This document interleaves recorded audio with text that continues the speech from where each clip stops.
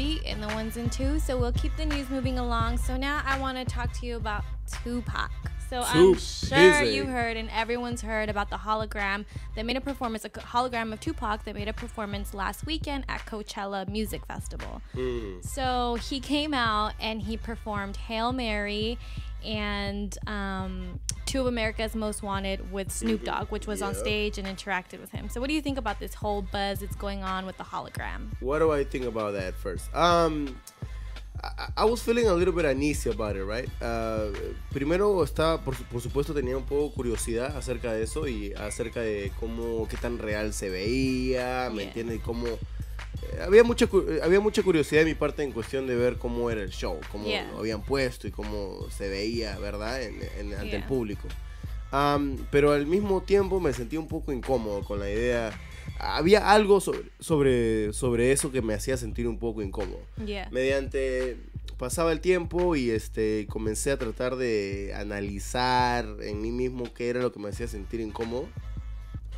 Yo pienso que es el aspecto, uno de que no sabemos cómo va a ser usado el dinero que se va a hacer mediante porque lo que va a pasar después de esto, de hecho, es de que va a comenzar a hacer tours del holograma solo, ¿verdad? Yeah, so that's what Dr. Dre and Snoop Dogg want to do. They want to take the hologram on tour. Oh, okay. So, por supuesto, which is all about the money, right? Like, how can we pocket off of this? How can we make a profit? Exactly. And not just thinking of Tupac, but like beyond Tupac, like all these great musicians, Bob Marley, you know, like The Doors. There's just tons of artists who have passed away and like pocketing off of their death. Okay. You know what I mean? Like.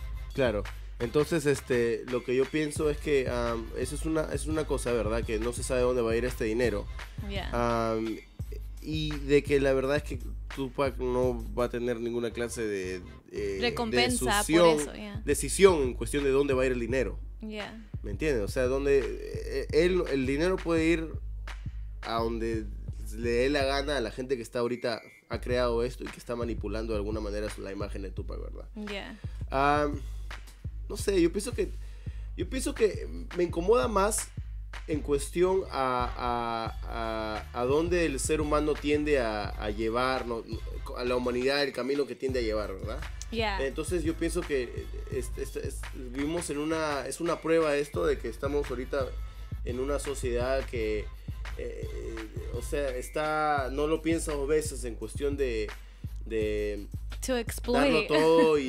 darlo todo y ante la tecnología, ¿me entiendes? O sea, claro, no lo pensamos dos veces en cuestión de qué clase de límites existen en cuestión del uso de tecnología, ¿verdad? You know, for me, like, I get it. I see, like, why people, like, you know, Tupac died really young and a lot of folks feel cheated because he had so much talent and they want to see him, but it's like, you know, it's morbid. Like, he's dead. And I feel like there's like this morbid aspect to it, and then just exploiting this talent, and how you said, like, you know, Tupac doesn't have a say on how it's portrayed, like, you know, the way that the performances go or where the money goes. And it's like, for Tupac, I mean, for Dr. Dre and for Snoop Dogg to do it, like, weren't these his friends? Like, weren't they like good friends to like want to take this on tour? Like, I don't know, it just doesn't sit well with me. Y como estaba diciendo, o sea, yo pienso que hasta cierto punto demuestra la humanidad, the issues that they have with death, you know what I mean?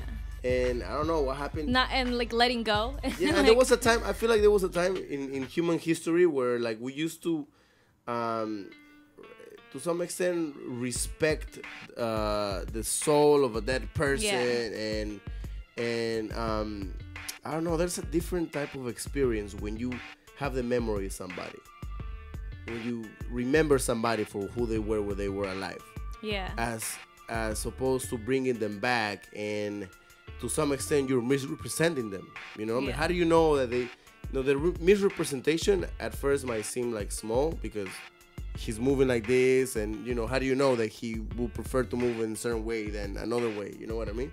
But then who knows how far they will take it. I mean, they might start doing commercials where Tupac starts endorsing a product that he will never, or more songs like that aren't his lyrics, that isn't like, you know, his voice. You know, if they can do that, like, I'm sure they can create albums, you know, for folks. And they've been doing that. Yeah, he's released 13 songs after his death. Yeah, 13 albums, you mean? No, songs. After he died? Yeah. No, he's released way more than 13 songs. Not Oh, you mean 13 like... albums. No, not 13 albums. But he has released several albums, though, after he died. He has released at Really? least 5 albums, yes. No way. I didn't No, know yes. that. And a lot of these are... ¿Cómo se llama? Son tapes that he recorded, right, on his own. Yeah. But a lot of these are programs that take his voice and Wow, they're able to that's make crazy. Yeah.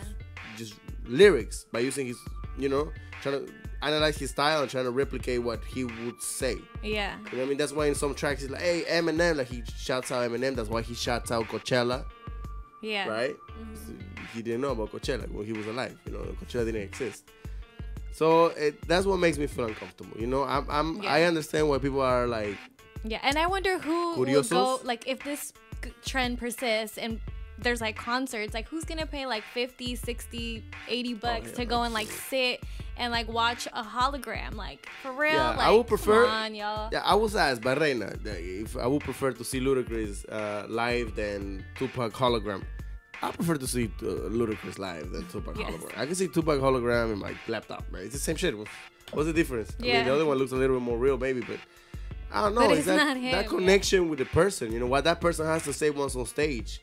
I don't know. Tupac had a lot to say, and I think the hologram doesn't. He's gonna be very politically correct, and Tupac was not politically correct at all. You know what I mean? So, anyways, Reina, you wanna chime in? Should I? I feel like if I say something. After the poppy and the heroin. Look, I have to say, my generation is a technology generation. We see a lot of things coming up, and I have to say that if you ask a room, well, because it already happened, a lot of people said they would much rather watch the Tupac's hologram. Why? Because it's more entertaining to them. It's more fun to them. That's what they said. What do you think the fun? What is fun about it? I think it's just nostalgia. Like, I think it's the fact. I think it's just a curiosity, him, you know what I mean? right? That I think it's more of a curiosity. Yeah, you know what? You actually kind of swinging me a little bit because as a young person that was never able or had the opportunity to go to a Tupac concert. As a matter of fact, some of these people were born at the time Tupac was dying. Yeah, that's where I'm coming from. Like, it's something nostalgic, trying to hold on to this time and this era of hip hop when hip hop was really real and really like hardcore. Yeah, but they didn't experience it with it, so it wouldn't be. It would not be nostalgic for the young kids. It is because I don't feel like Tupac has ever rested in peace. Like, it's been dragged on. It's like Selena. Like, it's been 20 years since her death, or I don't know how long, and like she's still very much a part of the culture. Selena Hologram. So like exactly. Are you ready to brand that? So I feel like it is nostalgic because these folks have never really died. We've not allowed them to, like how you said, rest in peace. Yeah, and so it's wanting to hold on to it and experience something. Yeah, why I'm saying it's not nostalgic is because I'm addressing the young ass people.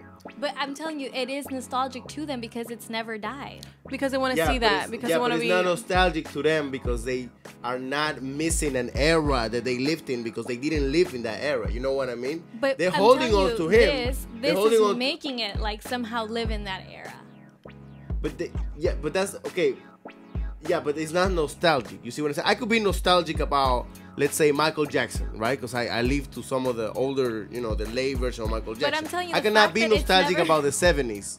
Because I never lived the 70s. But the fact that we've not allowed these like artists or time periods to die and rest in peace, it keeps you living in it somehow. So it is some form of nostalgia. Yeah, but in the more general sense. Everyone knows who Tupac is. Like how you said, there's still music out. Like, he hasn't been let to like rest in peace. So I feel like it is nostalgic, even if they weren't part of it. I think that we're talking about different things, right? You're talking about in a more general sense. Is there a nostalgic element that is making like technology bring these dead people to life again? Of course, right? But she was touching about a lot of the young people, how they feel about it. So what I'm saying is not nostalgic to them because they didn't leave that era. What it is to them is that they're trying to have an experience that they never had before of watching Tupac performing a concert. Yeah. Right? So, and they know, they're aware of the fact that he's a legend. Yeah. So now that I hear your point, I'm kind of like you know, maybe it's not so bad if you're a young person who's never seen Tupac, and maybe that's the next best thing. Right. So that's the other thing. It's that people my age who in their 20s agree with this. They're not, you know, they have nothing against it. Yeah, they think it's weird. They think it's like, oh, he's dead already. It's weird. But at the same time, they wouldn't mind paying to go see him. They wouldn't mind paying to see a concert. But then Dre also said he wouldn't mind seeing Jimi Hendrix and performing with him. Of course, because he's laughing straight to the bank with it. He's like, who else can I bring on? Right. I wouldn't mind seeing Jimi Hendrix and and all of the dead people. Yeah, I wouldn't mind. Let's bring Left Eye. An extra something dollars for me. Right. So I think, okay, it happened once. Let's not continue with more dead people, because I think that just... It will. Yeah, like, why don't you have... If it was really like, you know, I want to commemorate, why don't you have a tribute? Why don't you do something like that? Like, instead of, like, I'm taking this hologram on tour and exploiting the shit out of my, like, and how is that really friend. different? How is that really different from me making a puppet that looks like Tupac? Like, training to have his same tone of voice and do like a puppet show and charge you guys $20 each. Or impersonators. Isn't it the same thing? Like, having an impersonator do a show? Exactly. How different is that shit? Why does a hologram make it more real? Really? Right. And it wasn't even 3-dimensional. It wasn't a 360.